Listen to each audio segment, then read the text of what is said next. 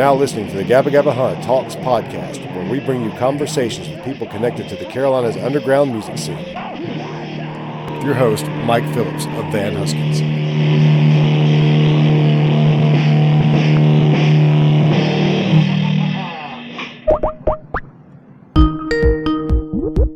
Hey. Hey, what's up? I don't know why you can't see me. Hang on. There I am. Oh, yeah. There you go. Sweet. How you doing? Good, man. How's it going? Pretty good. Yeah, man. I like the room. This is cool. It feels like I'm on a show, like a talk show, and that's exactly what it is. So Yeah. You're doing it right. Yeah, let me just make sure my levels are good over here. You just said you just went and bought some speaker stands? Yeah. For our, we just moved into the playroom with Sunday Boxing and Wilma. Oh, okay. And needed some stands for our PA. Yeah. We won't really use much. We're investing in an in-ear system right now, so we're doing a lot of stuff involving the band at the moment. Went out to get breakfast, and I owed this guy for those speaker stands, and so I called him. He's a real good guy. He's a talker, and time got away from me. Yeah. So that's why. I checked, but the time I remembered, I had this at noon, and it was like 1:45. I was like, oh goodness, I'm still like 30 minutes away from home. So. Now, like I said, no worries. I initially almost said 1 o'clock just because I like to tend to sleep in whenever I don't have to work until late. Awesome. So, 1 o'clock was sort of my shooting goal to try to be doing it by 1 because that way Cool. I've got a couple of hours up till 3 and then I've got an hour before I go to work. So, Well, then we made it, man. I'm glad. so I guess you guys have been practicing lately. So during the lockdown, we'll talk about that for just a minute before we get started with anything else. Yeah.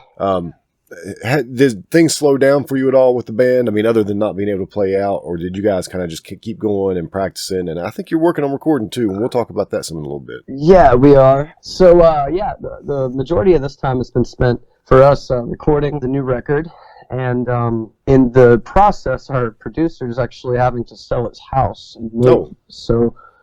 So we're going through a little bit of a bump in the road there with that, but not really We've made really good progress so far. The record's just about 80% finished. The only thing that really needs to be done is proper mixing and editing and a couple more guitar things and then vocals, and we'll be finished and be done. So we've made very, very good time. I think the time it took us to record this time around, I mean, to compare it from the last one took us a good 5 to 6 months of straight, just really focusing on making it right. But this time, it's like we were way, way more rehearsed.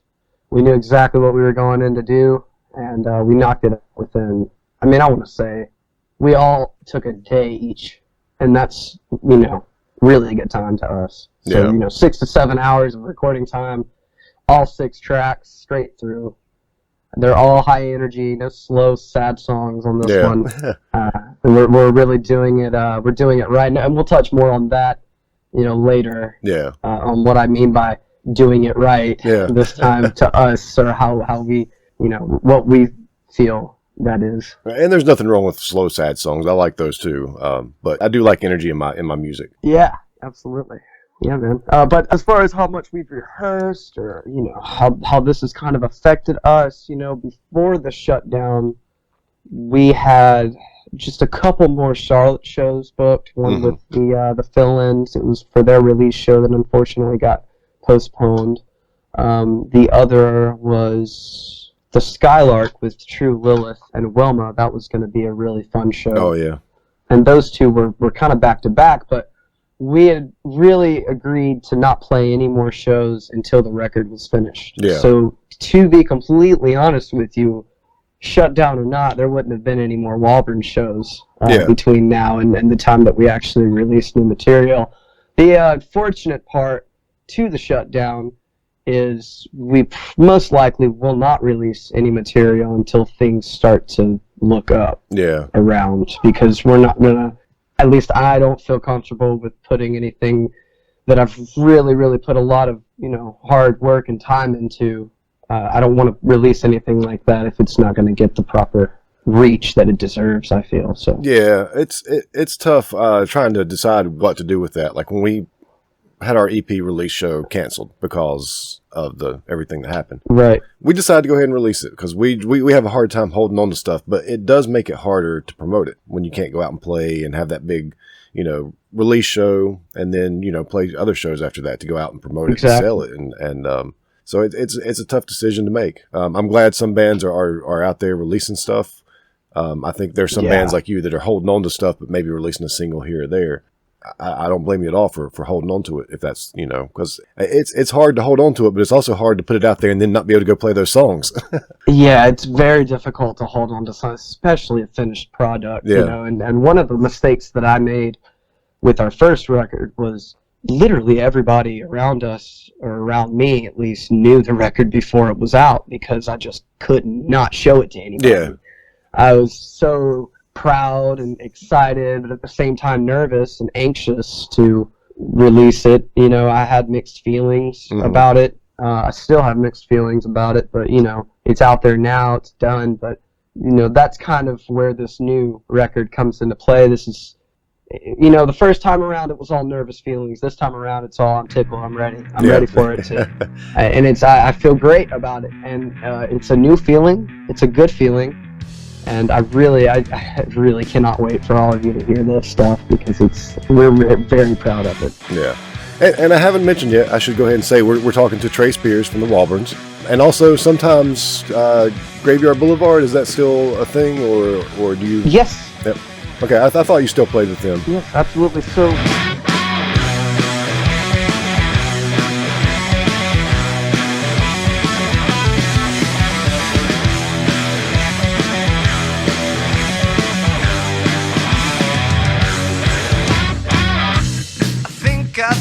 Too much, I'm burning out, day by day without a doubt. Yeah, I hit me right between the eyes, and now I'm blind. Run away, just don't look back. Go and hide.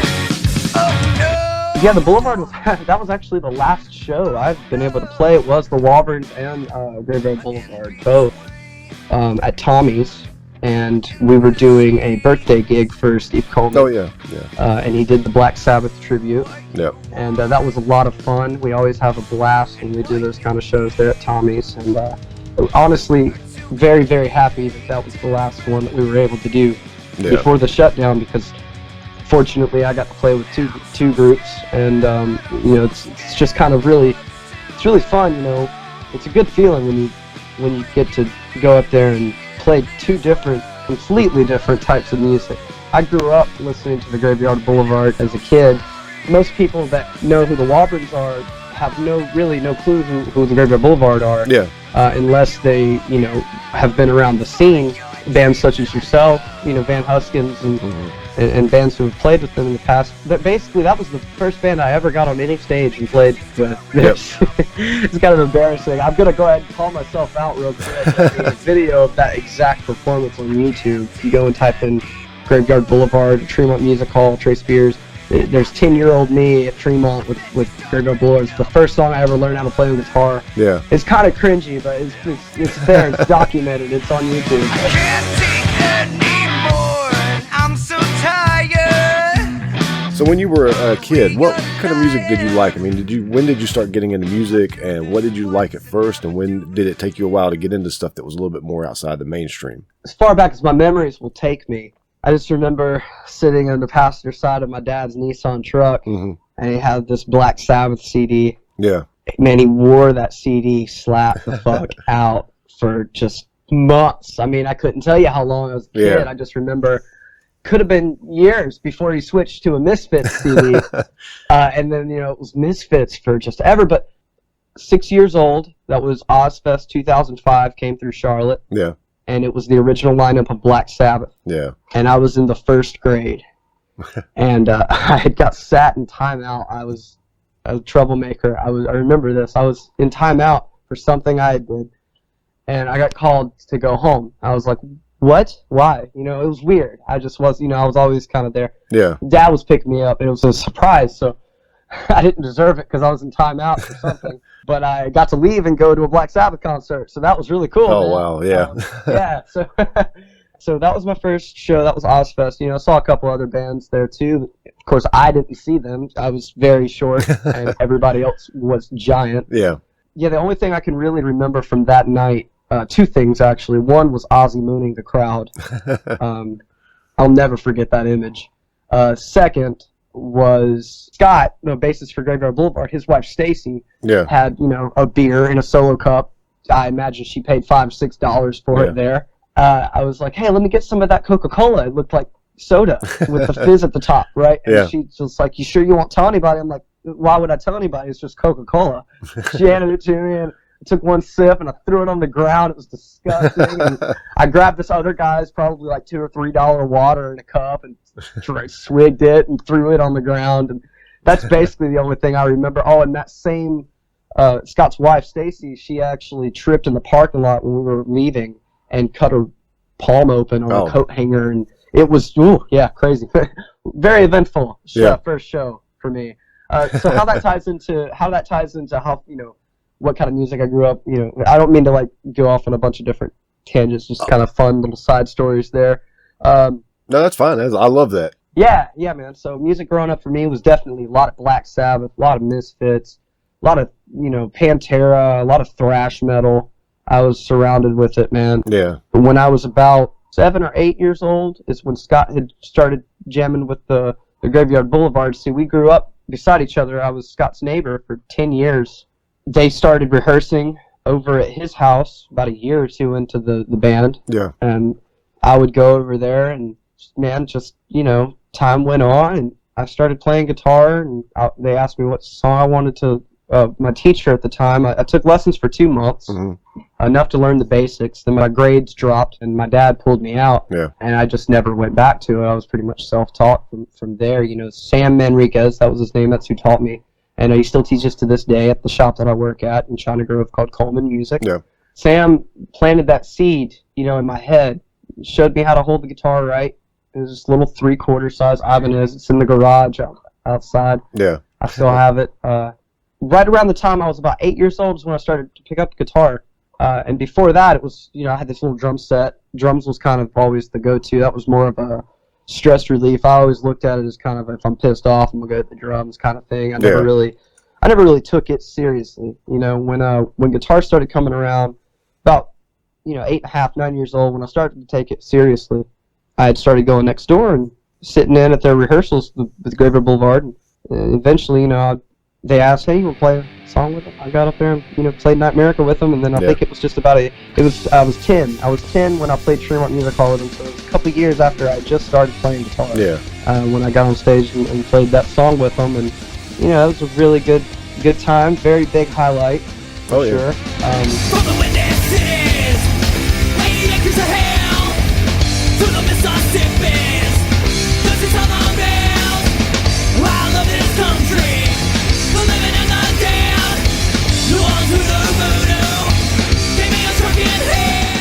Up to that point, it was all real heavy thrash metal. I was a real huge metal kid, and Metallica was the first band I was just so diehard about. Yeah. I had the Guitar Hero games before I started playing, and around the time I started playing guitar, they came out with the Guitar Hero Metallica. Yeah. And when I got that game, I was still a kid, and that was the first I guess, what it was since the game was so based around Metallica, there was so many different Metallica songs, it was the first band that I really familiarized myself with. Yeah. Multiple songs, just kind of remembering, and the fact that was I knew the most songs by that band at that time. It was the first band that I just really studied. Yeah, yeah. So it went from that into Foo Fighters, man. I swear it was a extreme leap, dude. By the time I reached middle school, there was this drummer that I went to school with. His name was Alston Gray, and he turned me on to a song by Foo Fighters that they had just released in 2011 called Rope, off of the Waste and Light album. He's a killer drummer, still to this day. I'm not sure exactly what he's doing now. I think he's got a group in Charlotte, but I don't keep up with him as much as others these days. But he was the first drummer that I really connected with and started playing music with. And I remember going home to learn that song Rope, and just finding like finding myself in this just warp hole of YouTube. Yeah. Of just, multiple, and Foo Fighters was like that band. It was that group that really, really connected with me. Mm-hmm. And everything that I imagined music was, everything that I imagined the feeling of playing music in front of people would be like. Yeah. And that kind of thing really, really sparked the motivation for me to just try and get better. Yeah. At what it was I was trying to accomplish. And all through high school, I never took it serious. I never once took music seriously until after I became a high school graduate. Yeah. Until I was out of high school, working, full time. Luckily, I work at a music store, so it allows me a lot of time to dedicate to the band. Mm-hmm. And I'm very, very fortunate to be in the position that I am with my job and the people that are around me that support me. Where I live with my dad currently. Our bassist Eli just graduated from UNC Asheville. He actually officially moves home on Wednesday. Okay. That'll make things a lot easier for you. Oh, man, so easy, because right now we are going through a huge transitional period of, we've got 6 brand new songs we're very, very happy and confident about. We just moved into a brand new rehearsal space, which, mind you, we are used to playing in a garage. Yeah. We started playing in a garage, then we moved into the small room in Eli's dad's house. He lives in this farm. Yeah. Plenty of space around us. We can be as loud as we want. He's always been very, very cool with us playing there. But the problem is, it's so small, and DJ cymbals are so loud. Yeah. All we can hear is those cymbals and the drums. So we just went ahead and took the offer to move into the playroom. And we just had our first rehearsal there recently. And so on top of that, we're also fixing to try and look for a house. So we're all about to try and move in together somewhere. So we're going through a lot of change and transitioning in this new phase of the Walbournes and what we're planning to do with this band and where we would like to see it go in the future, especially hopefully once this shutdown gets lifted, whatever phase 3 may be or whatever it may allow, I'm not sure. But Alex Stiff reached out to me and asked us if we'd like to be a part of a live stream event at the Milestone. And I considered it, and I talked it over with the guys. We really, really want to play it smart, better safe than sorry, kind of. I understand that. Not only is that it was kind of a little bit of a last minute, we really want at least a good week or two to promote an event like that, especially if you're going to have people tuned in. They're going to want to expect that coming up. Yeah. If they have to really watch something, same as any other TV program, you can't just record it. Of course, you can go back and watch it later, but we've thought heavily about doing the live stream thing just right now with us moving to the playroom, getting everything set up and adjusted. We're just trying to work out all of the bumps first before and make sure that we really can do it right, because we wouldn't want to do it any other way. Yeah, we did one a few weeks ago at Milestone, and we had, like, I knew about it 2 weeks ahead of time. As a matter of fact, I immediately, as soon as I knew Buck was going to do them, I hit him up about it, because I knew that when things did open back up, we weren't going to be one of the first bands back out there. I was like, this is our opportunity to kind of get out there and play and help the Milestone, and then we'll have a live video that we can use down the road for whatever we want to. So I thought that was kind of cool too. It'd be recorded and it'd be online. So it worked out for us. I enjoyed it. But when all this first started happening, we thought about live streaming, like doing something for the band room or whatever. But the more I saw the live streams from other bands that did it, I was like, no, I don't think I want to do that, because they generally didn't sound that good. A lot of times they didn't look that good. I've kind of figured out now a way to do it. I don't want to just do it all the time just to do it. Right. So the Milestone presents that perfect opportunity for us to do it in a place where it would sound good. And they basically did the same thing I would have done. And I knew the connection would be good. So everything worked out great. I was like, that's good. We can do it there, and then we don't have to do it in our little cramped band room like we were planning on doing in the beginning. Man, that's awesome. And I think that what they're doing there, I forgot to mention, is so fucking awesome. The fact that they're, genuinely wanting to help. Everybody's wanting to help each other. Yeah, yeah. And it's always been that way. Support local music, support the local scene, and the fact that you have one of the longest standing clubs in Charlotte. In the country, really. In the country, right, yeah. Offering something like that to bands who, you know, that's a special place to them. You know, so to some people it's home to them. Yeah. I really, really hope other clubs such as Snug Harbor or the Skylark at least makes the attempt to do something like that. Well, hopefully that they won't have to deal with it too much longer and can start having real events. But that's the way to think, yeah. If not, you know, I do appreciate the milestone is keeping music alive in Charlotte. Live music is alive in Charlotte because of the milestone. Not just because of the milestone, but they're playing a big part in it. And I am so grateful that they are doing what they're doing. And you know, they're right up the road from the Playroom, so I'm always riding by there. Yeah, that's really, really awesome. I've been able to catch a couple bands do, you know, I'm not on Facebook too much, but when I sign in on the weekends there, I'll watch who's available or who's there going on doing their thing. If you didn't see True Lilith last night, you'll have to check out their set. Man, it was like right before I had texted you where I'd logged in on Instagram and saw where they did that. I had no clue, man. If I would have known, because you know, yesterday was Father's Day. I really didn't do much but sit around at the house and hang out with my dad. You know, had I known, I would have checked into that, man. I hope that they had a blast. I know that they just have a new video coming out soon. Yeah, I saw that. That looks like it's going to be good. Yeah. So, a cool bunch of guys and gals. Yeah. I know they have Chloe too, so I don't want to just say. I'm bad about saying guys when I'm talking to, like even when I was talking to Tiff and I was interviewing her, every time I talk about No Anger Control, I'd say, you guys.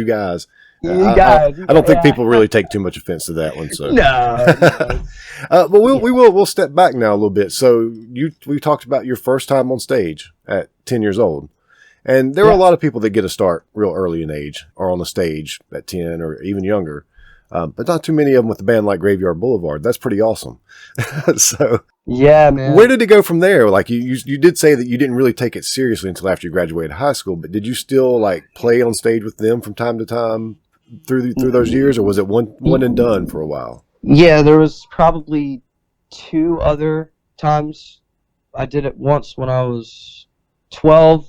So there was 3 years there where I was doing at least once a year, all around like my birthday. So 12 years old, they played a little club in Salisbury called the 315 Club. Okay.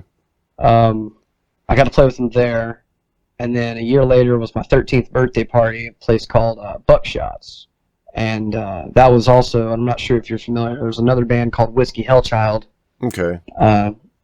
Man, those guys, they kicked ass. I really hope Dale Sheffield, I really hope that they get back out there and do so. I know that recently he started a new project, but it was them, Graveyard Boulevard, and I got to go up there and play one song with Whiskey HellChild and one song with Graveyard Boulevard, and that was a lot of fun, man.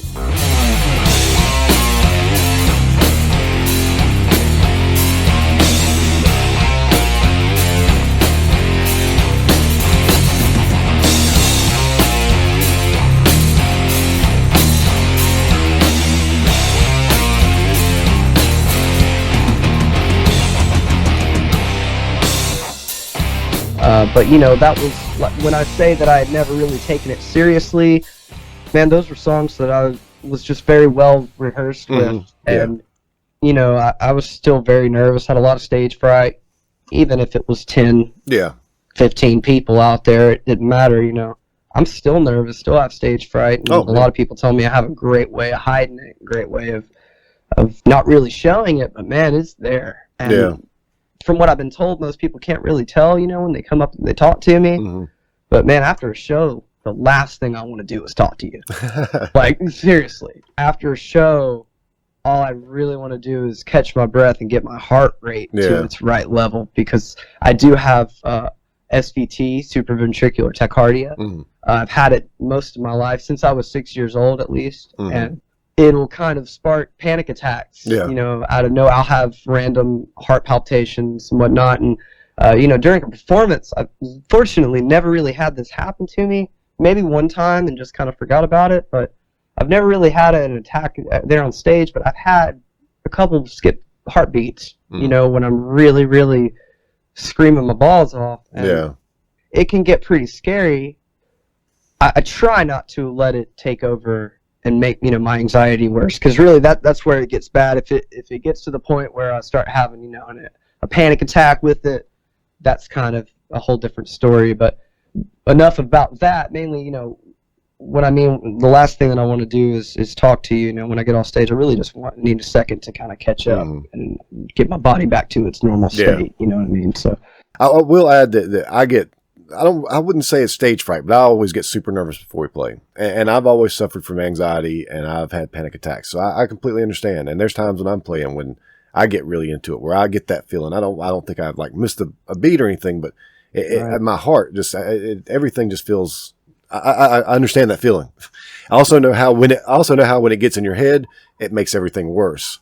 It does. Yeah. 'Cause when you start to actually talk to yourself, when you start to talk to yourself mentally in that situation, especially when others are involved or around you, you really just kind of shut down. You don't think about anybody else or anything else. You know, you're thinking about you and what you're, you know, am I going to make it through this kind of feeling? You know what I mean? Kind of. And it's still hard. It's still hard for me sometimes, but I've kind of learned how to de-escalate the thoughts in my head.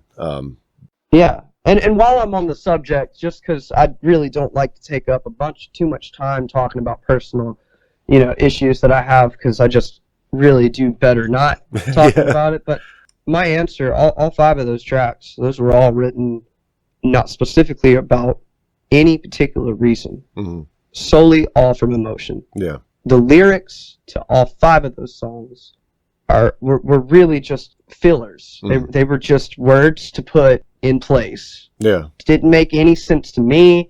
Didn't make any sense to anybody else. Didn't have to. Yeah. I wanted to say this and get this out now with you to answer all the other people's questions, because I do get asked, what's this song about? What's this? You sound very sad. All of those songs were written in a time in my life where I was going through just so much change. I moved twice. I moved my mother to Lexington, and I moved my dad to Concord, both an hour apart. And during that, and that was 3 months apart. Yeah. I helped move everything. During that time, I lost 70 pounds. I completely cut out caffeine, cold turkey, and it tripped my body, threw me into some kind of shock. And that's when I started experiencing the random skipped heartbeats.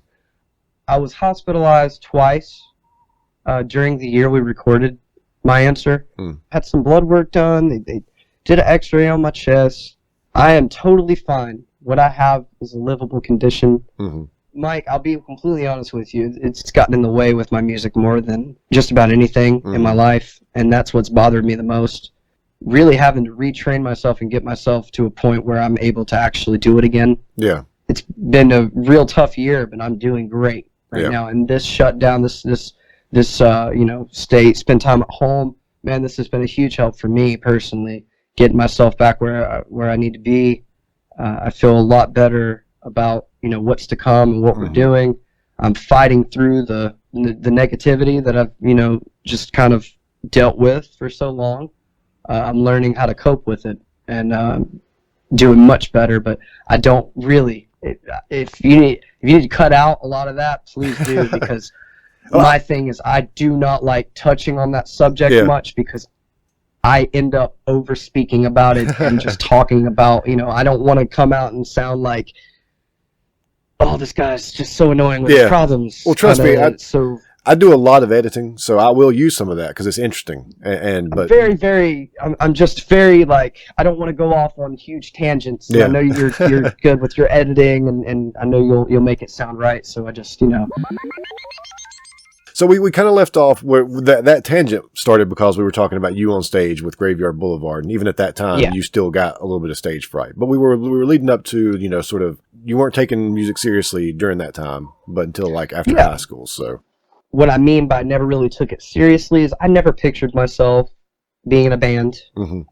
I always thought that it would be a lot more work than I could handle or pull off. You know? And at this time, I'm in middle school, getting really into the music. You know, middle school was that really just listening to music nonstop all the time, figuring out that's something I really connect with. Once I reached high school, I began playing in the band classes. Mm-hmm. That's where I met Eli. Okay. And DJ. I met DJ before band class because he lived literally right around the corner from my house. Yeah. And we rode the bus together. And he was 2 years older than I was. And I remember just sitting next to him on the bus one day. And man, he was an interesting cookie to just start a friendship with. Yeah. How do you do it? You know, and I remember one thing that brought me and DJ closer. One of the most typical things when you're in high school is video games. Mm-hmm. We both had an Xbox. We started playing online together. Started hanging out a little bit more, talking to each other. Man, DJ never took drum set seriously. Yeah. Until he graduated high school. Okay. I never took anything else seriously until I graduated high school. Now, Eli, on the other hand, whew, that is a prodigy child right there, man. I'm telling you. Eli, his first instrument, I believe he took lessons for, was piano. Okay. He's a great pianist. Yeah. Drag Me Down, that's a 100% original piece by Eli. And I have the chord progression on a guitar, and then I'll never forget the first time I ever heard him sit down and just play it on piano. Yeah. I was like, that's the way that song has to be. Yeah. And it was just so beautiful, man. When Eli sits down at the piano, you better listen, because it's some of the most beautiful music you'll ever hear.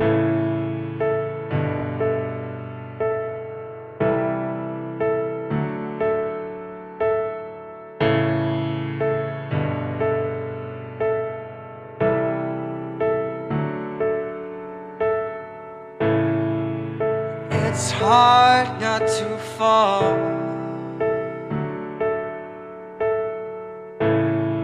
when you're standing tall.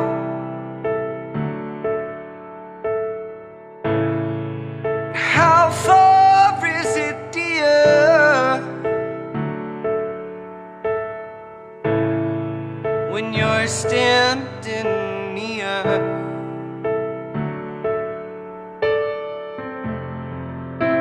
Seen this all before the dawn, throwing away long before you. With DJ, I remember he bought his first drum kit like that. He was really, really proud of. He had this, cheaper kit that he grew up playing on. But DJ was always in the drum line. He was more into drum corps, snare, and all of that stuff. Man, once he got that Gretsch kit, and I remember going over to his house one day, and he sat down, and he was doing things that I wish every other drummer had ever played with. I just remember he was playing things I wanted a drummer to play. Yeah. And, when you hear that, okay, not only that, but we have the same taste in music. If I listened to it, he'd listen to it. And he was the first friend that, man, I had this Foo Fighters disc. It was There's Nothing Left to Lose. Or he had it. He had it. And that's why I was like, oh my God, you have an album, And he wore it out. He still has it. I'm pretty sure it's still in his Jeep, dude. Yeah.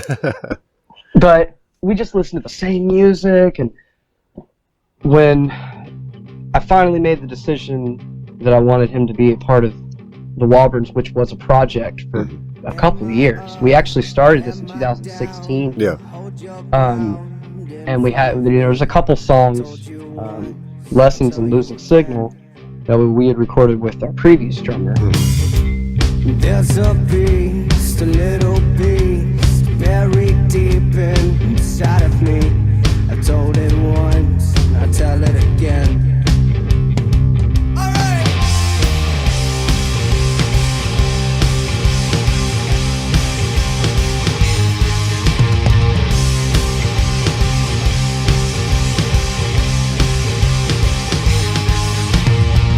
And that was when it was still considered a project. But once we had realized, hey, I kept thinking every day about it. Every day, how good it would be if DJ was included Yeah. in this. And what was killing me was Nick, our original drummer. He lived in Hickory. He's a great guy. Yeah. And he had a great heart.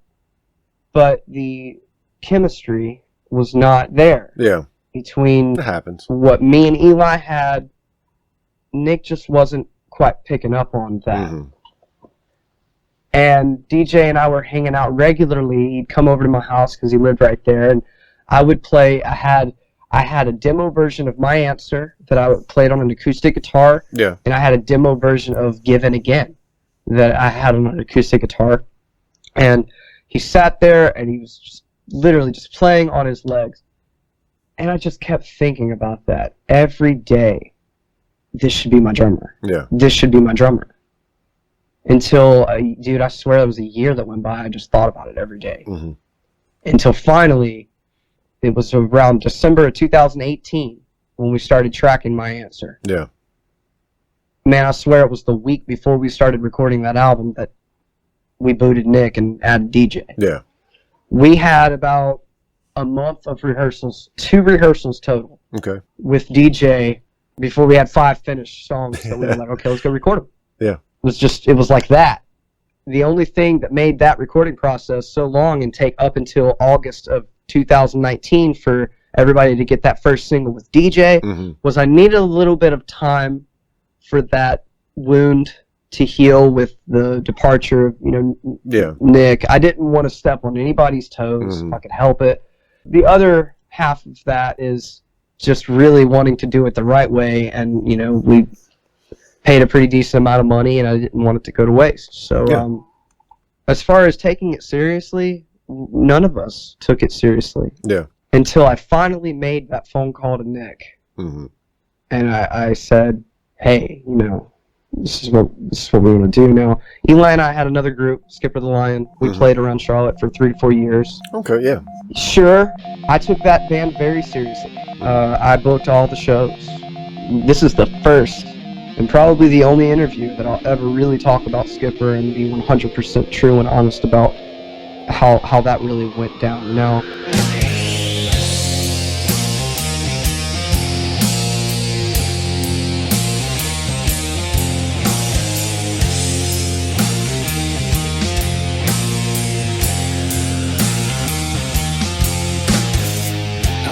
Yeah, so now, just for a little bit of context, was Skipper the Lion, that was before Walbournes, or was it? it was, yes. Skipper the Lion was actually me and Eli's band when we were still in high school. Okay. I was a junior. This was my senior year by the time that I had really started playing with them, but they also went to the same high school. Mm-hmm. The only members that are different, Johnny Oliver and Austin Goodman.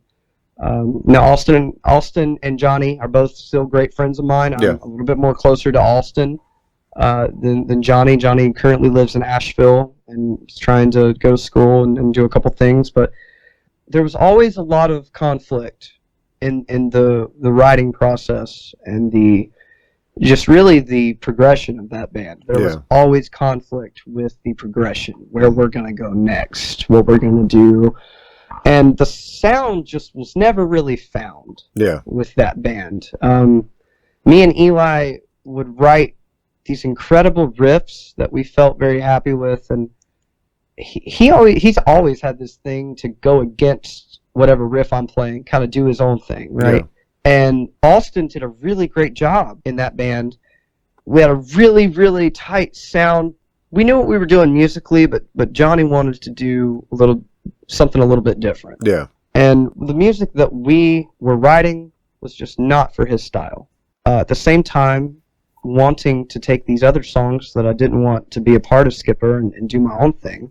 I'm not in any way trying to badmouth my old group, but I have had a couple people walk up and ask, hey, were you in that, Skipper the Lion band? And then I have to kind of explain where it went wrong or what happened, and man, it's still not there's no easy way for me to really say, other than writing conflicts. We just didn't connect much, really. And that happens. This is not anything necessarily bad. It's like being in a family, man, and creative differences and all that. It's just things that come with the territory. And like you said, still friends. So, let stuff happen and be in the past, and you move on and do the things that make you happy. To basically sum up everything, there was a lot of hard work and a lot of mistakes made in Skipper that I learned from. And man, all of those mistakes that I learned from over the course of 4 years, I took all of that experience and I packed it into 1 year with the Walbournes. Yeah. And I've had a lot of support with this group, which is something, when you come from a band as the guitarist, and then suddenly, you know, when you come from a band where nobody's looking at you, nobody's paying you any attention, you're the last person they walk up to everybody's staring at you. Yeah. Everyone's looking at you. There's a lot more pressure. There's a lot more, and so that was the part I wasn't prepared for. Yeah. I had everything else ready. Everything else was completely ready. The social media, check. The, you know, promotion side of things, check. Now that kind of thing changes all the time. You know, as time goes on, you got to change the promotion, the promotional game, and how you do it, because all these platforms are all the time changing things. Yeah.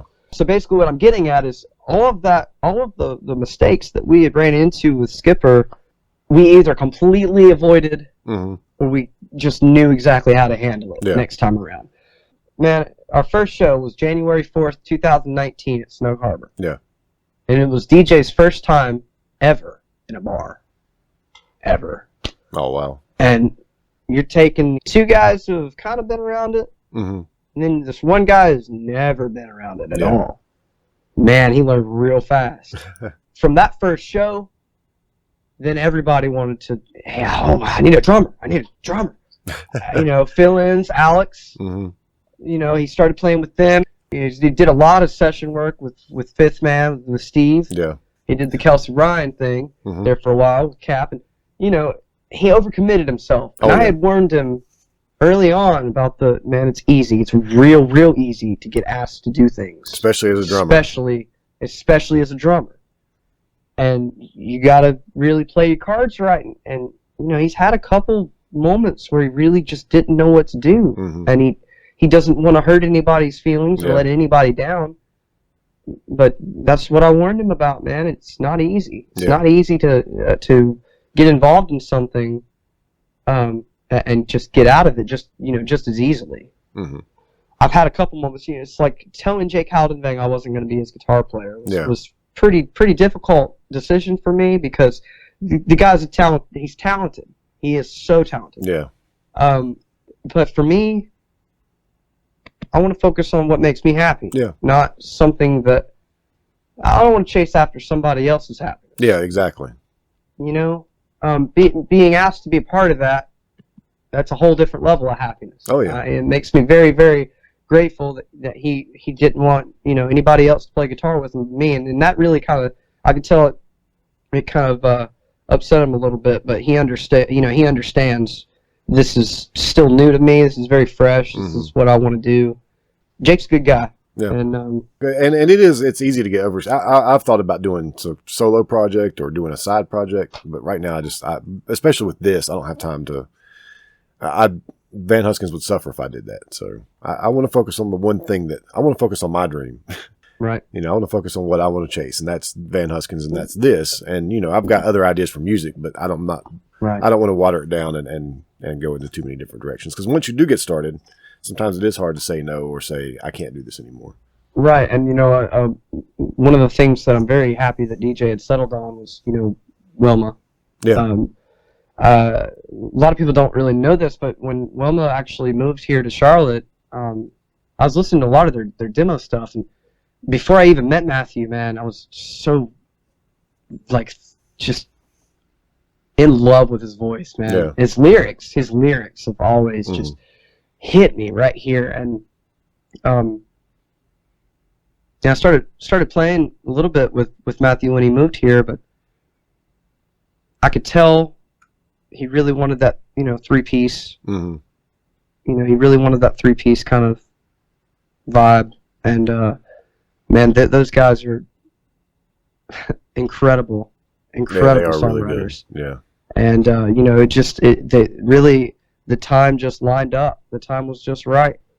I think I was doing something for Steve I know DJ was. DJ was tracking for him when Matthew came up the first time. You know, that's when we all met. Once they had their first show there at Tommy's, you know, I went and seen that, and I think it was about a month later they were playing Asheville with us. Man, those guys are great. Matthew and Steven both, man, they're wonderful, wonderful guys. And they'll do just about anything for anybody. You know, if you do them right, they'll do you right. Yeah.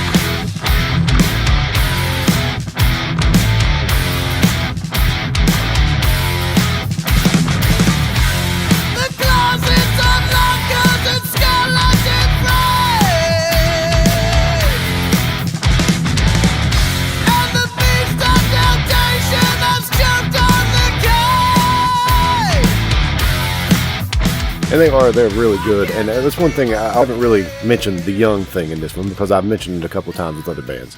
There's a lot of really good, and you included, your band included, a lot of really good young talent in Charlotte. And it's Appreciate not that. Just the fact that you're young, it's the fact that you guys really are so incredibly talented. And your musical taste and musical awareness defies your age, honestly. You know, the stuff that I hear coming from all the bands, True Lilith included, it's just such good music. And it's like, I think back to when I got started, when I was around your age and a little younger. And when I was getting started, I sucked. I was not very good. So it's just amazing to me that you know, that you got to suck to get anywhere, man. And I think that the good thing is I think it's great that you guys are all so close because that way you can all sort of grow together, you know, build your own little scene within the scene that we already have. And you're also like, all of you so welcomed by the bands with people my age. You know, it's not like anybody looks at you and goes, oh yeah, they're young kids, they'll learn. Everybody looks at you and goes, that's so amazing. Death of August, Is Our Estelle. I keep thinking of bands. It's like, they're just so talented and we want to support the hell out of that. Just nurture that. I love the way we make older bands in the scene feel, not when I say older, I mean bands who are more experienced, bands who have been playing in the scene, whether it's that band that they're in at the time or previous bands who have experience and have watched the scene change throughout the years. That's a whole different kind of feeling to me personally. I'm not sure about other bands. That's a whole different feeling to me when they show how much they appreciate our music or what we're trying to do, or when somebody acknowledges and sees the small things. You know, it's the little things that you don't expect people to catch on to or see. It's a humbling feeling to know that I can impact a more experienced musician's life from the first time that they see us, or the first time that they come and see a Walbournes show. That's exactly what I'm going for. Only thing that I want to do is make somebody feel like they're at a one-of-a-kind show. I want somebody to, you know, see us and go, I've never heard anything like that before. It's kind of hard to do. If it was easy, everybody would do it. If you sound like somebody else, you suck. That's what they used to say. You know what I mean? But you can only do so much, so many times. Exactly. You can only use so many riffs, so many times, you know, before somebody gets pissed off or somebody's saying, you know, it's kind of like the. I guess this is a lot different, but you know, what's your take on the whole Led Zeppelin and Greta Van Fleet thing there? Well, I don't really care for Greta Van Fleet too much, but I just haven't really listened to them. I don't care. I mean, there was a band back in the 80s called Kingdom Come, and they were I remember them. My dad told me about them. They were a hard rock band, and they sounded just like Led Zeppelin, you know, with a little bit more of a glam edge to it. Not really. But they did sort of fit in with the sound of that time. But it was total Led Zeppelin. I love that band. I still love that band. I don't care. I honestly don't care because Led Zeppelin ripped off so many bands themselves. You know, to hold that against Greta Van Fleet, whatever. I just haven't really. I heard a couple of songs, didn't really grab me, but I haven't given them much of a chance. I don't have any problem with it. Right. I think, you know. Well, here's my take on it. Okay. What they were doing is great. That first EP, man, when they came out with that Highway Tune song, that was the first one I had ever heard. It had that Zeppelin thing, but it wasn't full blown like that Safari song that they had, where from the get go you just, you know, hear that Plant, you know, influence. But I think even a band like that. You don't have to include any of that. That was just random talk. Yeah, and I was going to say even a band like that, I think their sound will evolve over the years. They'll because everybody grows. And I will admit, there's a couple of their songs that I listened to, and I really couldn't help but think, hey, that is kind of unique and different. They had that Black Smoke Rising song, or I could have it wrong. I don't know how it was said, but it's that last track on that first EP they released. I might listen to them today when I go to work because I haven't given it a chance. Listen to the Black Smoke Rising song and just listen to what he's doing with his vocals in that verse. It is unlike anything. I don't feel like Plant could have done that. Yeah. I will give the kid props. He's got a lot more control in what it is he's trying to do. You can just say, I mean, I guess as a vocalist, I just feel that but maybe Plant just... See, that's the thing about Plant. Nobody feels like Plant really cared. Yeah. He didn't have to. That was all just feel and drugs and whatever it may have been, But, yeah. So, next question. All right. I'm trying to figure out where we sort of left off. Yeah, I'm sorry. I want to get back on track now. Well, I guess we were still talking about... We'd sort of gotten to where DJ was playing with some other bands. So we're probably sort of headed in the direction of when you recorded the EP. Yeah. Because you'd played some shows. You'd played a couple of shows.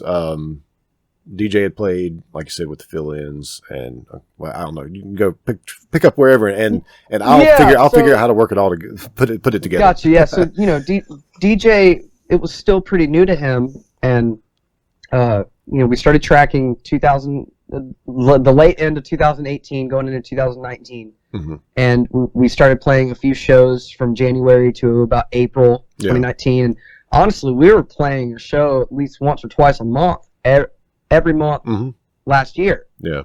And it's been very, very smooth sailing since then.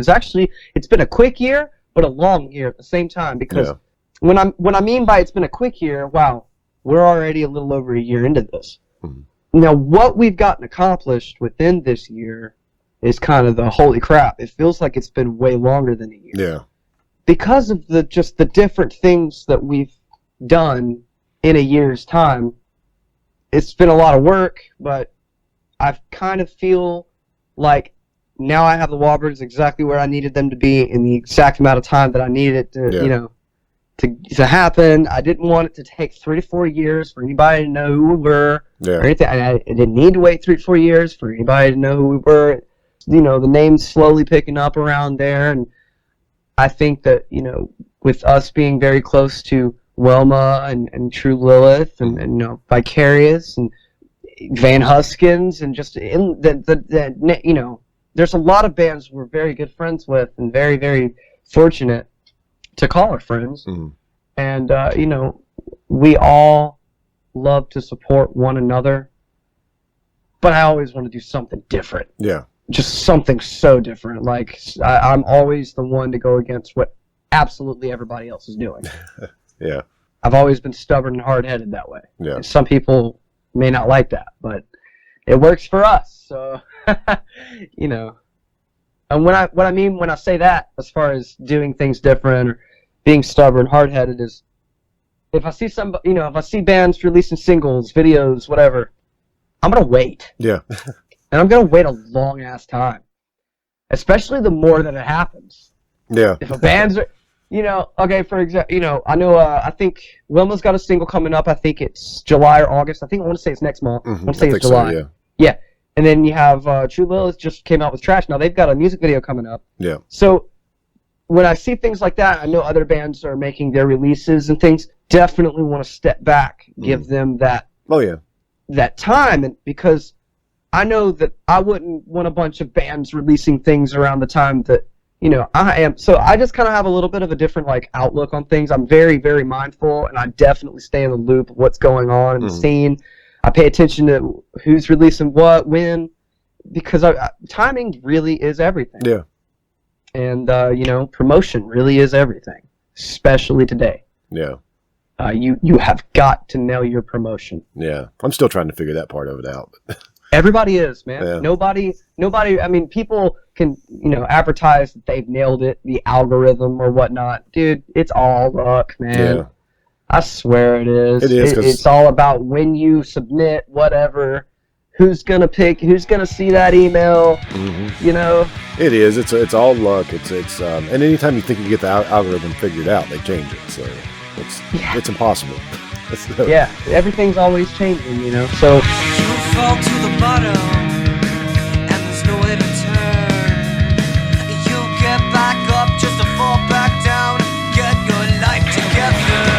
Is this just a dream? I'm stuck in a dream. I'm stuck in a dream now, baby. I'm stuck in a dream. Feeling like I did before I turned into this. Killing before it comes back to ruin the day. we did our first 2 singles with our previous drummer with Fifth Man. Okay. Jake Porter, he's the drummer for Jaggermouth. Yeah. Some of you may know who Jaggermouth was. That was literally, dude, that was my favorite band Yeah, they're good. ever in the scene. Yeah. And when they split, it was heartbreaking to a lot of people. But Jake's a talented guy. Great person, great drummer, just solid person to work with. Yeah. But I had met him when we did Skipper's last single, 5 Leaf Clover. Mm-hmm. And he did our last single with them, and that's when I met him. I met him at a Snug Harbor show, and he did that song for us, and there was something about his vibe, man, just the way you could be so comfortable there and just do your own thing, and I wanted something a little bit different. You know, I loved Steve. Steve, man, Steve does great work. Yeah. But, and I didn't mean to step on any kind of toes transitioning or moving, you know, because I know he was really looking forward to doing that record. Yeah. Because we had talked about it for a couple months during the transition period of getting DJ in the band.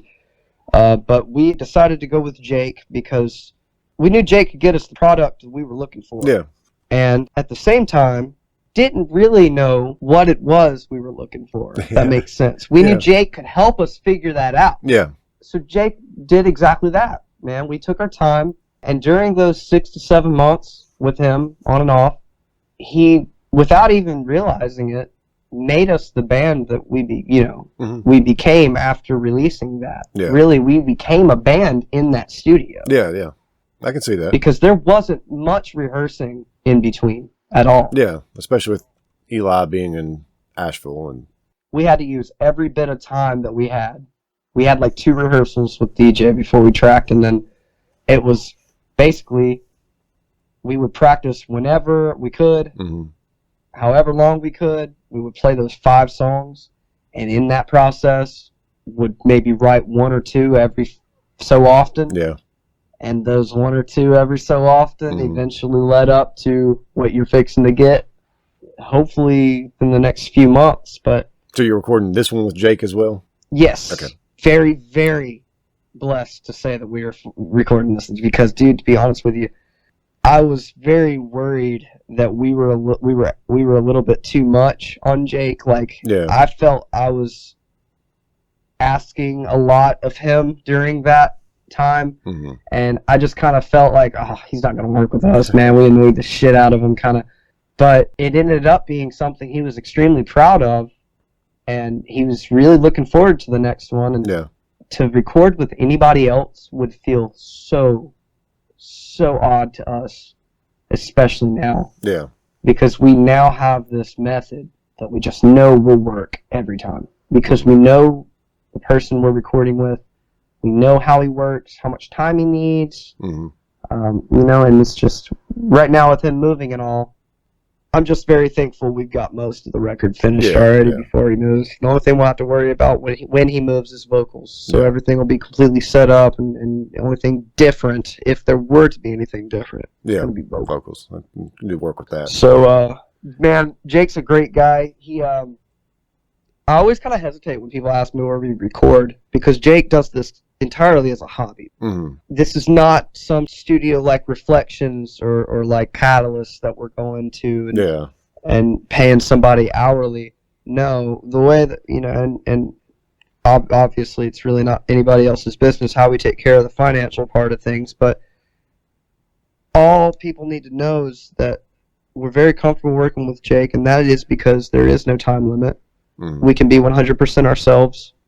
He is a friend before he is a producer. Yeah. And it's just so smooth sailing working with him. It allows us to be ourselves at all times. Yep. You just described Brandon Hamby for me. That's exactly the same. And I'm not saying that I'll never record with anybody else, because we recorded with John Bowman last year, and we're talking about recording with him again sometime. But now, John, that's Warbournes, right? Yep. But now, I think in the future, whenever it comes to any kind of big projects, we're just going to go to Brandon, because it's just not that we had a bad time with John, but Brandon just knows our sound. And John actually suggests that we go to Brandon. I think John did a great job, and I love that recording. And John was real easy to work with too. But I just love Brandon. I love Brandon a lot. I've been meaning to reach out to Brandon. Now, this was before the shutdown and everything, you know. Yeah. I've been meaning to just fucking meet the guy. I don't think I've ever met him yet. I mean, properly. But yeah, dude, the things that he's been doing with Wilma are fantastic. His recordings are solid. I think it was Nick Pugh. Yeah. He, guitarist for Juggermouth. Of course, I was real close to those guys there for a while. Man, the stuff he did for his solo record was fantastic too. Oh, yeah. Brandon's great, dude. He's solid. I've heard a lot about his work, and everything that I've heard that he's pushed out is really, really great. You know, if we had to find somebody else to record with, like if Jake wasn't available at the time, I was going to reach out to Brandon. He's highly recommended, but he sounds a lot like Jake. Just he's in it. He's not in it. It's not a career for him. It's a hobby. Right. And it's the same thing. He gives you all the time you need, and he wants to work with you. He wants to do what you want to do and make it better. And I wanted to reach out to him. I also, like I said, don't like stepping on any toes, and just kind of, I don't want him to feel upset that. Well, trust me, I think he's got plenty of work. It's Absolutely. for him to be able to just doing it on his own. He stays pretty solid with books. So, and Brandon's the first one to tell you, go where you feel comfortable. Yeah, man. I've heard he's a very excellent guy to work with, and I can't wait to meet him. He is. He's just a solid guy in general. Just such a great guy.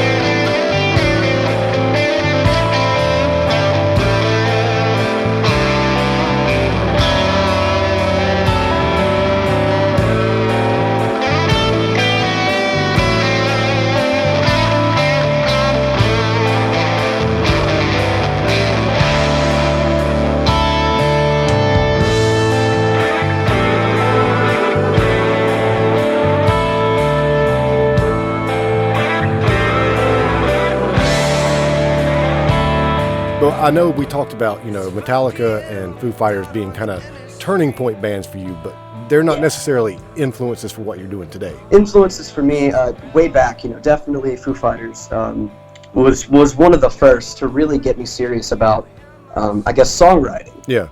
And really focusing on just how to make a good song that I feel everybody can connect with, Yeah. Something catchy, simple and effective. Simple's always effective, you know what I mean? So that was the first band that kind of shaped my mind to go with what sounds the best to you. And you'll find that either pleases people or it's just not their thing, whatever. But I'm just talking out my ass there. But well, the good thing is, as long as it pleases you, that's the way I feel. So that's a good way to look at it. Play what you like. Yeah. But, just girls' songwriting when I was growing up was so touching to me as a guitarist. Just all of his riffs and just the simplicity and that was definitely a big one, and I'm not going to hide it. It definitely shows in my music. Yeah.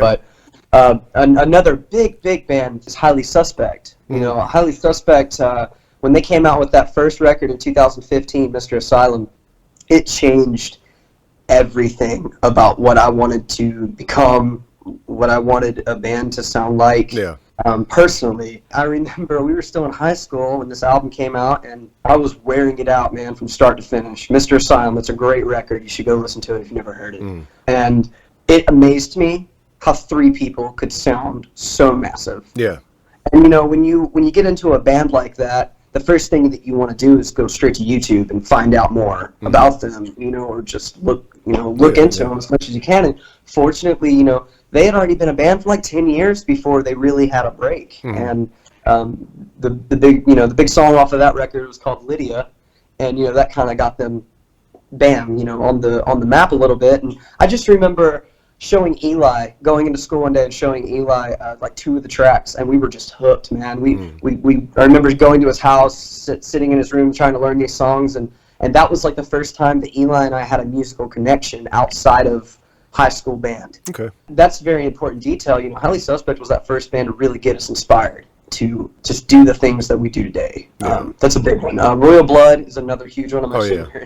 I'm wearing the shirt. I like them. They're good. That first record, when they came out, man, I got to see them at Amos' South End on that tour. They packed the place. The crowd was nuts. It was just an amazing show. And Mike Kerr is just a genius, man. Playing a bass through a guitar rig and a bass rig. The things that he was doing at that time just blew me away. And that was actually before I even discovered Highly Suspect. So to sum it all up, man, bands like Highly Suspect, Royal Blood, Queens of the Stone Age is a huge one. Yeah, I can tell. Huge influence. Oh, yeah. You know, just a lot of the desert rock, Caius, man. Go back to the Queens of the Stone Age. A lot of the heavier, just in your face. You know, I grew up listening to thrash metal. Yeah. Megadeth, Iron Maiden, all that stuff, you know. So I kind of had a real heavy background at the start. And my mom showed me things like Fleetwood Mac and a lot more of the 80s pop kind of side of things, you know. My dad also got into a lot of that stuff too, you know, just growing up in the 80s. And with both my parents loving music, there was always music growing up. Oh, yeah. And I'm very fortunate that both my parents had very, very great music taste. Yeah, yeah. I talk to a lot of different people on here, and we talk about like where they got their music taste from, and a lot of people always talk about how they, you know, even if their parents like cool stuff, they didn't really want to be all about that at that time. So I think it's cool when you embrace it, because I didn't really push it on my daughter, and she never took to it. But there's a part of me that wishes she would have, but she was pulled in 2 different directions, and I just let her make her own decision on what her music taste will be. I think that's a very important thing. You know, I'm only 21, and I don't plan to have a kid anytime soon, but I'm sure, you know, one day I will, and I think that's a big thing as a parent. You know, you don't want to say you can't listen to Slayer or this and that, you know, and I think nowadays what's so popular with the younger generation, especially people my age, is the hip-hop scene and the rap scene is overtaking most of kids my age. Therefore, it doesn't surprise me one bit that a band like the Walbournes is reaching to more of the older audience, a little bit more of that audience that is like, holy crap, you know, there's still hope for a rock band, you know. But to be honest, man, there's not a lot of people my age that really gets into our music. That's why I just think it's so awesome that there are a handful of really good young bands out there right now. And I think that's like you said, it shows that there's hope out there. Absolutely, man. And I, you know, when I met Matthew and Steven, dude, when Matthew and I first met, it was like just a mirror image of music. Like, we connected so much on the same passion for the same bands. And like, I was just so inspired by, you know, his drive, Matthew's drive to want to create something like Wilma. And Wilma is a beautiful thing, man. Yeah, oh yeah. Shout out to Wilma. I love those guys. So I don't know how much you want to talk about the new EP, or if you want to save that. One of my ideas, I guess, is so when you get ready to release that, is to talk to all 3 of you. Well, like I had mentioned earlier, you know, one thing that I'm doing different that really messed us up the first time around was everybody knew what was coming. People had ideas. People had heard the songs, the scratches. This time, when I say nobody's heard it, I mean my dad hasn't heard it. I mean, like, we've showed nobody. Yeah. Really feel that that's going to add to the impact of what the record actually has to offer. It will. Basically, man, all I can really tell you is this is what I should have done the first time, because this is going to really show everybody what the Walbournes are really trying to do. Yeah. Okay, this is kind of, we are the Walbournes, this is what we have to offer. This one's going to be straight, from start to finish, pure rock and roll, high energy. It means a lot to me because, of course, you know, we wrote it together, but it's not as emotion-driven as the first one. Yeah. I'm not as, like, connected to it. I can really, really focus on the performance of these songs and not have to get myself in a certain headspace like I did on the first record. That was the issue I ran into with my answer. Even today, now I've mastered it. I've learned how to separate real feelings from just channeling that emotions. You know what I mean? Mm-hmm. The hardest part was the fact that I would have to genuinely get into that headspace to really like pull that kind of performance off for that record. To be able to play and sing it the way that I needed to, I would actually have to take myself to that kind of place and really just put off everything else. This time around, I get to really focus on, okay, I'm ready. I know we can do it, and just go for it. And so this is just kind of, this is my redemption, personally. Okay. It shouldn't have to be called that, I know. This is, to me, this is something I'm very, very happy to put out because it's just simply, it's long overdue. I get what you're saying with that. That makes total sense to me. So what I can tell you is we're doing two singles. Okay. One of them, and the first, I'm just going to go ahead and say, is a song called In My Head, which people are familiar with. People who have come out to, a couple of our shows have heard us play before. It's a real crowd pleaser, real good introduction. We just have a blast playing it every time. It's a fun song, and it'll be single number 1. We're putting that one out because we just know everybody is familiar with it. Yeah. Everybody who knows who we are around the area. It's going to be just a kind of a quick listen for those people. It'll be a real easy kind of easygoing song for everybody to save right off the bat and get into. The second single is a brand new song. I will not say the name, but it is going to be the most different out of all 6 as far as still heavy, still rock, but the song itself is going to be the most different compared to everything else. The EP will be called Take It Back. Okay. And that is also another old song. It's actually technically would be the first song we wrote out of these 6. Mm-hmm. Take It Back's usually the opener. It's got that crazy, riff in it. Yeah.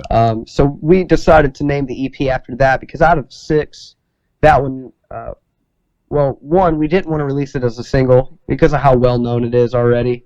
Mm-hmm. And 2, just seemed like the best fit. Yeah. For the record name out of the 6, None of, the whole thing does have somewhat of a theme. The theme to this next record is kind of overcoming, is personal development. Mm-hmm. Just getting better. There's a song on it called Issues, and Matthew from Wilma will be singing on that one. Okay. So a couple little insider, little insider kind of things in this that I haven't really gotten a chance to tell anybody. This entire EP coming out, Take It Back, is mainly focused on, mental health, overcoming, getting better, being the best you can be. That's good. So, for sure. And we will talk a lot more about that, like I said, in the future. And we'll do it if one day when you guys can all be together, or we can do it like via Zoom or Skype does the same thing now. You can talk to several people. Well, a little birdie told me that, you kind of prefer the one-on-one over full band. I do. But like for something like that, like if we do a release episode, it'd be good to have them on too, because that way you've told a lot of your story already. Yeah, exactly. I would just be repeating myself at that point. We wouldn't have much material to cover. And then we make like a little 45-minute episode where you talk about the EP specifically, but also at that point, DJ and Eli can talk a little bit more about their, influences and things like that. And hopefully at that time we'll be able to actually come and sit down with you and visit. Yeah, I was going to say, and maybe we can actually do it in person instead of via Skype, because that's how I prefer to do all of them, especially like when I've got multiple people. Well, you won't have too much to worry about as far as that goes, because I don't think this will be something worth talking about until we get to that point. Yeah. So and more than likely, I'm going to start doing these in person soon. Specific ones or certain ones. I'll still do a lot of them via Skype because I'm going to start doing some people that don't live around here. Gotcha. But for people that live around here, I'm probably going to start venturing out and recording. Because I think 2 of us can sit in the room, or 2 or 3 of us can sit in the room and be safe. Spread out enough. But I do want to talk some more, or talk a little bit about Graveyard Boulevard as well.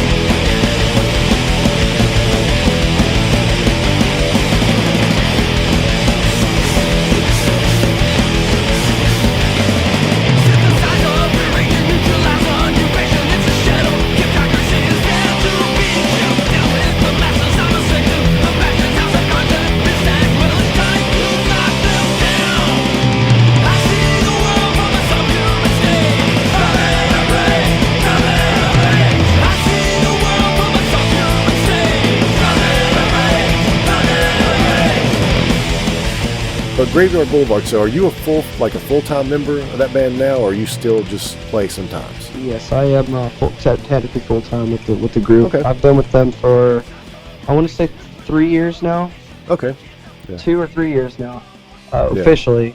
But like I said, grew up around them. Yeah, I guess they've always been, even though you weren't really getting into music until high school, you played just a handful. Yeah, they were like the only band I knew existed. That they probably were very big supporters of you all along. Absolutely. Yeah. Ray, especially, around the time that I was playing, they asked me to join Graveyard Boulevard before I started the Walbournes, so I was still doing Skipper at that time. Okay, yeah. When I started doing that extra band, playing 2 bands, I had 2 jobs at the time. I was really busy, fresh out of high school. The thing with the Boulevard is everybody works full-time. Honestly, the biggest thing with the Boulevard has been drummer issues. Yeah. Every band, just about every band. Yeah. Unfortunately, we lost Johnny. Yeah. He passed of a heart attack, I want to say earlier this year. Yeah, it wasn't too long ago. Yeah, and of course, he hadn't been in the band the last 3 or 4 years. Anyways, Doug came back after Johnny left. Yeah. Doug was the original drummer. Okay. And so when I got asked to come and play with the Boulevard, Doug was already back. So to me, oh my God, to me it was so perfect. Yeah. Because they had their original drummer, and now Doug is a different animal, okay? And unfortunately, I don't believe Doug will be playing much anymore. He blew out his shoulders on the last record. The Subhuman Stage album that they just came out with last year was Doug's last record with them, probably his last record ever, because he unfortunately blew out his shoulders. Wow. And just doesn't play anymore, and he's a father now, and just kind of doing the next part of his life kind of thing. Yeah. So when I joined, it was so awesome, dude, because Doug was so tight. Everybody felt tight. We played a few shows. Doug started getting a little weird again, and eventually we needed to find a drummer. And another drummer I went to high school with, his name's Clay Higgins. Yeah. Shout out to Clay. Clay is currently the Boulevard drummer. Okay. He's been with them for probably a year or 2. But we all, DJ, Clay, Eli, me, we were all in the same band class together. And, see, Clay's dad and Ray, the singer, went to high school together and have been friends for years. So that's a little bit of a small world little connection there. When Clay started to come and play with us, Clay was also very familiar with the Graveyard Boulevard from just growing up around, knowing who they are. That was kind of a cool connection for me and Clay. And then it just kind of became, all right, we got these 2 younger guys and 2 original. Scott wasn't necessarily original, but Scott's been there in the band for over 10 years now. He's been the longest lasting bassist for that group and done the most music-wise. But, shows are always few and far between. Yeah. We may do 2-3 shows a year on a good year. Yeah. And that's mainly just because everybody's schedule and just time when we can get together. And, it seems like every time that we do go out and play, though, we always have a fun time. And that's because the people that are always there, who always come out to the shows, are there to have a good time. And it's never not that way. Yeah, so, that's fun music, too. They always put on a great show. It is. I've always enjoyed I get to let loose and just be the guitarist. I just get to be the guitarist and not have to worry about vocals. Yeah. And that playing 2 and 3 times a year, I can understand that. Luckily now, because my daughter's grown up, she's 18, I've sort of gotten my life back. So in the past few years, as she's grown more independent, I've been able to play a lot more often. Yeah, so that's probably a lot different feeling for you, too, being able to have that freedom to get back out there and do something that makes you really happy and something you enjoy. It's really cool. Yeah. Because for a lot of years, I didn't even get to play because, I could have, but it was more difficult. And just because of the age she was and my situation in life and everything. So, but just knowing how things were, mine and Eric's old band, the Accidents, the last couple of years that we played I think 5 shows in 2 years. So I understand, when you got life happens and But it's just good that people like that still get out and play, because I don't want to see anybody give it up, just because life happens. Because I gave it up for a while, and I really wish I wouldn't have given it up I didn't give it up. I just took a break, but I wish I wouldn't have taken that break. I wish I'd have found a way to stay involved a little bit more. But now I'm back out there doing it, and I'm happier than I've ever been. Yeah, that's awesome, man. That's great.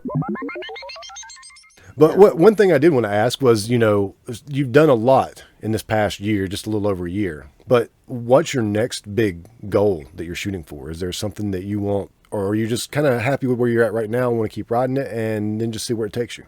Well, with the current state of the world and everything, it makes it pretty hard to achieve the goal that we're actually trying to achieve, which is toward the East Coast. Yeah. So that's a major goal for us right now, because we've got a lot of friends spread out between here and Chicago. Mm-hmm. We have a lot of places that we can stay that will allow us to do it at a pretty low cost. Yeah. And with the current state of the world, it's pretty hard to find a booking agent to go out and find the shows for us, because that's honestly the goal. Is we really would like to hit the East Coast just to get that experience of a little van tour. We want to go out and DIY it, man, just a couple times and really get that experience of sleeping in a van if we have to, if we don't have enough money. I want that experience. I want that. You got to experience the bumps in the road. Yeah. You know what I mean? I mean, you do, and I feel that's very important. You can't really stay in the same area and expect results all the time. You know what I mean? And so that's very important to all of us, I think. Right now, finishing up the record, we're also spending the rest of this month and next month focusing on music video, two music videos. That's the goal. I don't really want to say that and then, what the hell, these guys didn't release music videos. But to be honest, we're doing this entirely by ourselves, trying to keep the costs down as much as we possibly can just to do it. Oh, I know. We've always been a very self-driven band. Yeah. We've had a lot of continuous support, but Eli does most, if not all, of our artwork. We teamed up with a guy. I was fortunate enough to meet this guy named Ash. He's from Indonesia, and he is a wonderful designer. And since I had met him, there's been, the Eccentrics. He's worked with Vicarious, recently Wilma, and he's done a bunch of art designs for a lot of our friends in the local music scene, and his designs are just wonderful. He's just a great artist, and it kind of shows a little bit of a scene forming in the area. I feel it's pretty cool how we're all able to stay connected like that and just be a huge team of support for each other. But we've always been a very self-driven, do-it-yourself band. Kind of go for it and try and do it the best you can by yourself without So biggest thing that we're planning to do, you'll have to edit a lot of this shit out here. Don't worry. Biggest plans that we have right now is focusing on 2 new single releases as well as two music videos, and then let that simmer for the time remaining in the crazy world we live in right now, and just to have something to put out, and then we'll announce the record. Yeah, we're really trying to get our promotion together.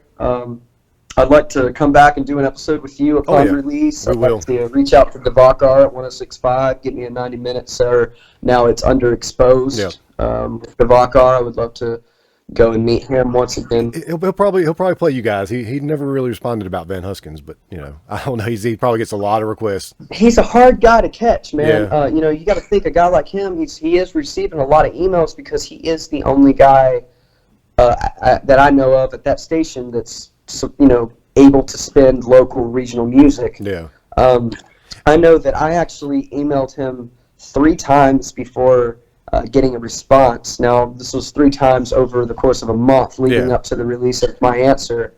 I wanted him to play just a couple songs, on his normal spin, and luckily we were able to give in again in my answer to him. So I'm sure every now and then on a Sunday night, some people may hear it, they may not. I'm not sure, but one thing is, I definitely want you to keep trying, even if just keep sending, because he is kind of it is easy to miss a lot of people. Oh yeah, and maybe he has to select at random. I'm not sure, but that's what I was going to say. I was not persistent about it. I sent one message and just like, oh well, he never responded. And doing this, I understand what that's like. I understand he gets to live with it. But I will say, because I don't want to say anything negative about him, I think he does a great job of what he, promoting local music. And he's excellent. Right. He's an inspiration to me. But also because of the fact that I never got a response from him, it kind of pushed me to do this because I'm like, well, I've written to Queen City Nerve, and they did an article on us, and then the girl was like, when you get ready to release your CD, go ahead and contact me and we'll do something about it. Yeah, man, that's cool. Didn't get a response from them, didn't get a response from Devakar, didn't get a response from anybody that I sent stuff for the CD that we put out. And I was like, screw it, if it's that hard to get promotion, why don't I find a way to do it myself? And I'd already had the idea for the podcast, and all of it came together because of that. It was like, well, I'm just going to do it. I'm going to give bands an avenue to promote their stuff. And I'm going to try to be a little bit more open. But now since I've been doing it, I have gotten a couple of requests from people, or people like, hey, check out my band. And I go and listen. I'm like, not really fitting the mood of what I'm doing right now. But, there's I can draw the line. I do get the final say on what gets played. Man, Mike, I got to give it to you. What you're doing is absolutely fantastic. Michelle's all the time listening to your shows and your podcast. She really loves the material, and oftentimes if I'm if I'm pretty busy or I stay constant, fortunately I'll be able to tune in when she's listening to it. Just listen to a little bit of the songs and stuff. But I did, there is a couple mornings that I'll just turn on your podcast, look through a couple episodes, and look for a band that I maybe recognize, and then every now and then, I watched I listened to the Laguna Inc. Laguna Inc. Did I say that right? I listened to that episode. Check those guys out, and I didn't even know that they. It's like you find bands that nobody knows exists, and it's cool. You know what I mean? So, well, they're one of those bands that wrote to me. Actually, they have like a manager, I guess. It's one of their friends. He wrote to me, and I was real skeptical at first because I'm like, it was just weird the way it came out of nowhere, and I'd never heard of this band. That was the biggest thing for me. But when I listened to them, I'm like, no, these kids can play. They're good. So I'm starting to get that bias, but I've got to turn it off. I've got to turn it off and go, wait a minute. Just because I've never heard of them doesn't mean anything, So I listened to them and I was like, holy shit, these guys are good. So yeah, I want to do it. I do honestly, I do go and listen to everything anybody sends to me. And if I listen to it and I just don't really dig it myself, I find a polite way to go. Not yet, but maybe down the road. It's cool to know that there are people like you out there that when somebody sends you a song, you're really going to listen to it for what it is, and you're actually going to focus on it, and that means more to an artist than people realize sometimes. They just want to be understood or heard, sometimes. And usually if somebody contacts me, if it's something that fits with what I'm doing, I'm going to play on the very next opportunity I get. It's not like I'm going to be like, okay, I'll play you, and then like 3 months later, it's like the next week I'm hey, this band, check this band out. I just found them this week. Right. They kick ass. Yeah, you definitely have a way of spreading it out, and you have a couple different things that you do to keep yourself, keep everybody else entertained at the same time. It's very cool. So keep it up, man. You're doing a great job, and I can't wait to get these new songs to you. Yeah. You'll be the first to hear them before they come out. I promise. You'll get them early. And anything you send me, I'll keep on wraps. It won't go out to anybody else. So you don't have to send it to me too early. Wait till you're ready to start promoting it, and then we'll. That way I can listen to it before we record our episode. Yeah, because I definitely want to send it to you. That way you don't listen to it. You're like, oh yeah, I already know it. By the time it's already coming, I want you to get it in time to where you're really excited about it still to do something with it. What I mean? That's one thing I say with this is I don't want any special favors as far as getting music way ahead of time. But like if we're going to do an episode, if you want to send it to me early, I do appreciate that because that gives me a chance to listen to it and be able to ask questions about it or highlight things about it. Yeah, that's the biggest thing, man. I want you to really be familiar with the tunes. I don't want it to be too fresh for you. I want you to. That way you can ask some pretty in-depth questions that maybe the viewers would like to hear, Yeah.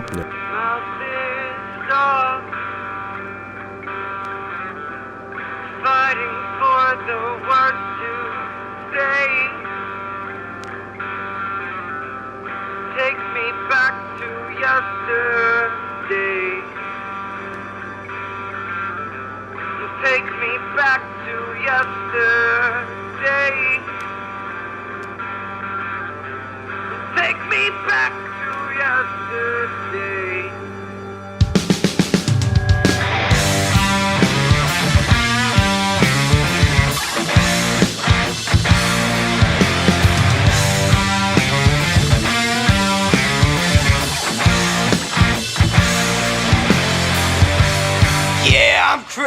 crazy, maybe a little lazy, but my bills are paid on time, darling. What you wanna do with it? Chase down your demons, and I'm telling you, it took you a while to find my answer. I should have known you'd find my answer. It took you a while to find my answer. It took you a while.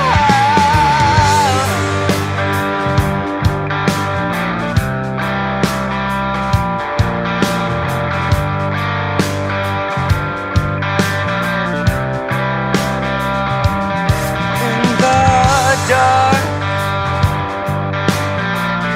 and could you please just let me live? Find it closer to the end. And all of these words to leave you with. And all of these words.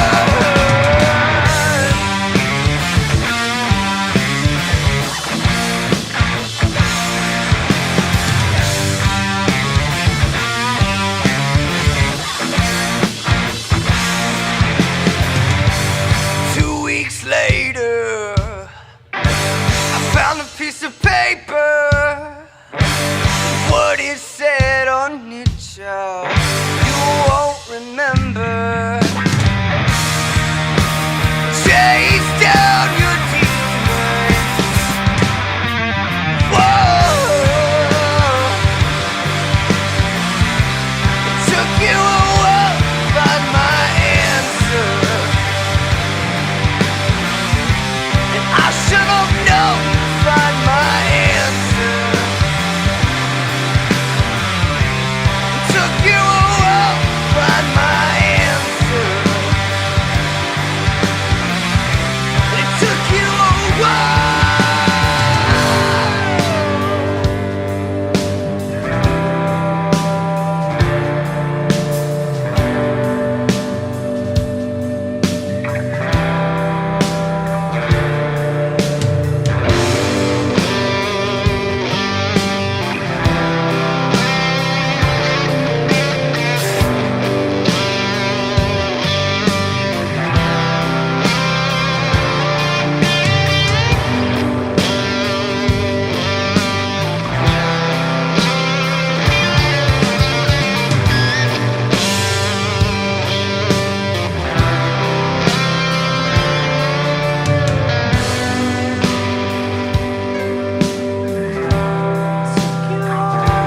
Find my answer. I should have known you'd find my answer. Well, took you a while to find my answer. And it took you a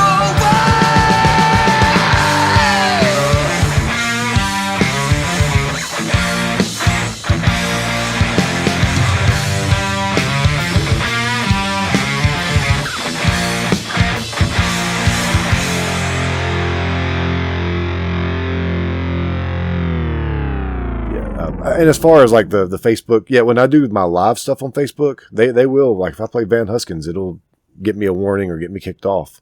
But as far as the podcast goes, so far I haven't had any problems with the podcast itself. That's But good. that's because I just, I host it, and then like Spotify and everybody, they what they do is they just basically link to it. So they're not even carrying it. So I don't think they even care unless somebody complains about something. Right. But I haven't run into any problems with any copyright things. Now, when I go to do like Superchunk or COC or somebody like that, a bigger band, I might start running into those problems. We'll see. Yeah.